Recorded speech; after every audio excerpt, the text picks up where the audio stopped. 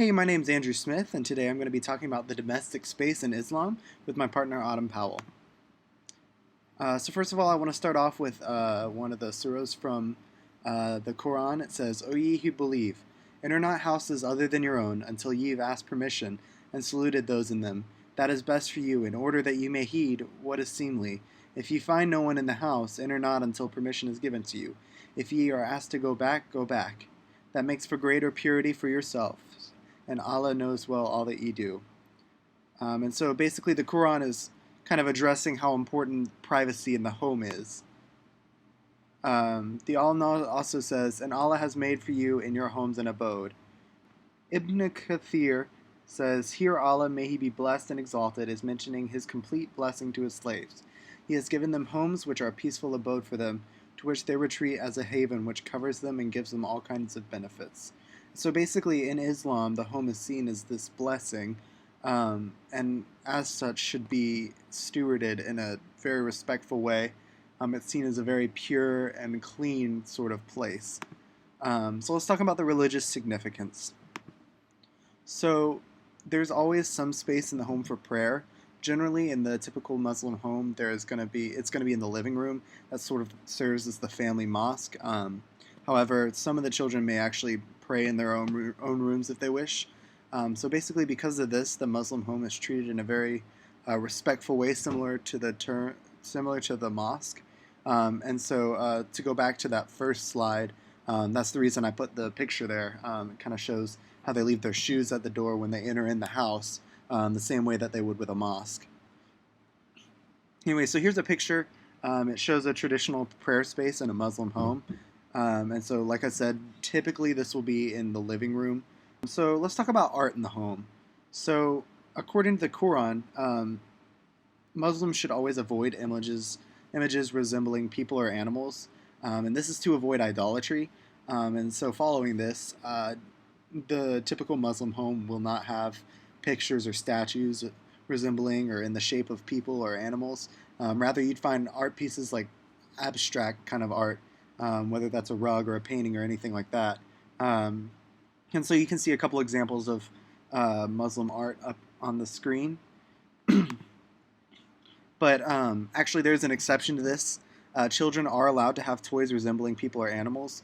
And actually, doing some research, I found this Islamic Q&A online that actually talks about how actually some people are not in favor of having um, toys resembling people or animals for children. They believe that since Muhammad, when he approved of this, the toys were like a different shape than where the dolls didn't have eyes or a nose or a face or anything like that. They were like less developed as ours, and so ours resemble people more, and so some people are not in favor of children having those toys. Also, you won't find anywhere to store alcohol. The consumption of alcohol is prohibited by the Quran. Like you can see, "O you who believe, intoxicants, which includes all kinds of alcoholic drinks, gambling, idolatry, and diving arrows are an abomination of Satan's handiwork. So avoid that so that you may be successful." So, um, since Islam is all about striving for purity, alcohol kind of is an abomination of that. Muslims are also not allowed to keep utensils of silver and gold, and they're also not allowed to keep silk coverings. And this is to remain humble and kind of avoid the extravagant wealth, so that they can focus on pursuing Allah. But there actually is an exception. Um, Women may actually own jewelry of gold and silver, and they can also wear silk clothing, but men, on the other hand, cannot. You can see a couple examples of like what a woman might wear.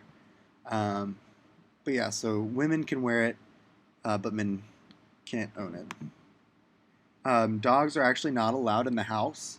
Their saliva is considered unclean, and also they'll track in dirt and that kind of thing. For those of you that have dogs, you know that.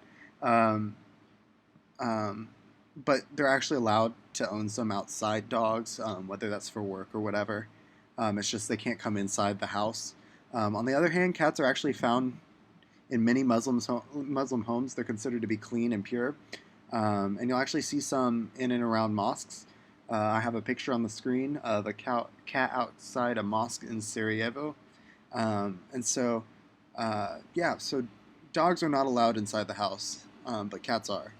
Anyway, so I'm going to hand it over to my partner Autumn now, who will talk about the rest of the stuff. Hi guys, my name is Autumn and I'm going to be talking to you about the development in domestic space. There have been many changes in the domestic space over time. Traditionally, homes had a very basic exterior with minimal openings. This kept the elements out and allowed the family's privacy from people passing in the streets. Houses were not allowed to have hidden entryways. The homes must look externally like a moral space internally. Traditional homes also had a courtyard in the center. This allowed the family to incorporate nature without compromising their privacy.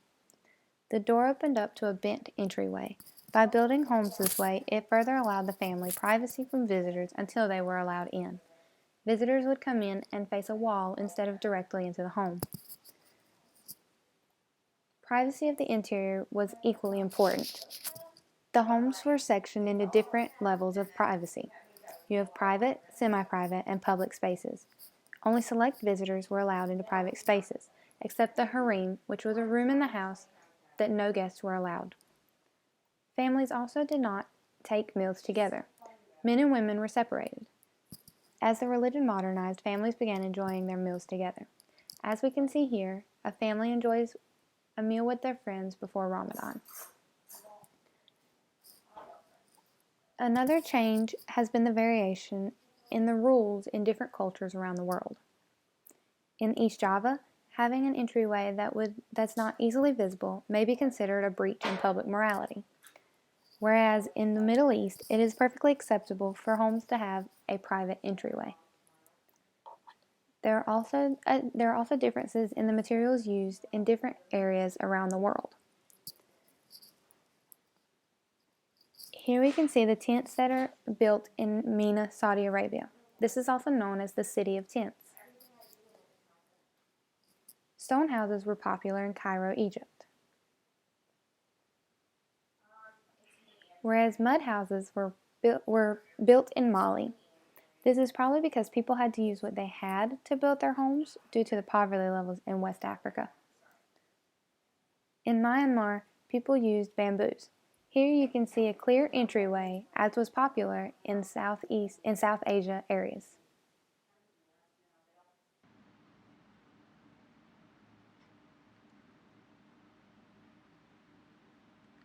Thank you guys so much for watching. We hope you learned something about the domestic space in relation to Islam.